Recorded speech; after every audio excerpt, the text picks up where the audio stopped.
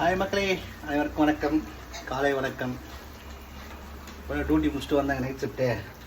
சரி, வந்த உடனே என்ன பண்ணலான்னு பார்த்தேன். குடமிளகா தொக்கு ப்ளஸ் ரவா தோசை ரெடி பண்ணிகிட்ருக்கேன்.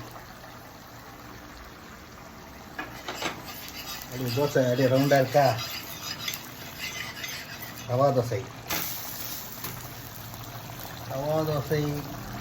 குடமிளகா கிரேவி. இன்றைக்கி டிஃபன் இதாங்க. காலையில் டிஃபன் சாப்பிட்டு அப்படியே இன்றைக்கி வீட்டில் ஒய்ஃபு கடையில் வேலை இருக்குது. அதனால் இன்றைக்கி மத்தியானத்துக்கு தயிர் சாதம் ப்ளஸ் இதுவே குடமிளகா தொக்கு கிரேவி மாதிரி பண்ணிவிட்டு சாப்பிட்டுக்கலாம் அப்படின்னு சொன்னாங்க. சரி, கொஞ்சம் டிஃபன் மட்டும் ரெடி பண்ண சொன்னாங்க. அதனால் நம்ம மாவு கொஞ்சம் இருந்தது, சரி ரவா கொஞ்சம் இது ரெண்டு மிக்ஸ் பண்ணி ரவா தோசை சாப்பிட்லான்ட்டு ரவா தோசை ரெடி பண்ணி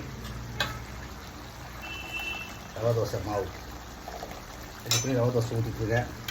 அப்படியே குடமிளகா கொஞ்சம் கட் பண்ணி கொடுத்தாங்க. வெங்காயம் தக்காளி குடமிளகா கட் பண்ணி கொடுத்தாங்க. அதையும் ரெடி பண்ணிகிட்ருக்கேன். குடமிளகா இது செம்ம டேஸ்ட்டுங்க இது. ஓகே, வாங்க தோசை ஊற்றலாம்.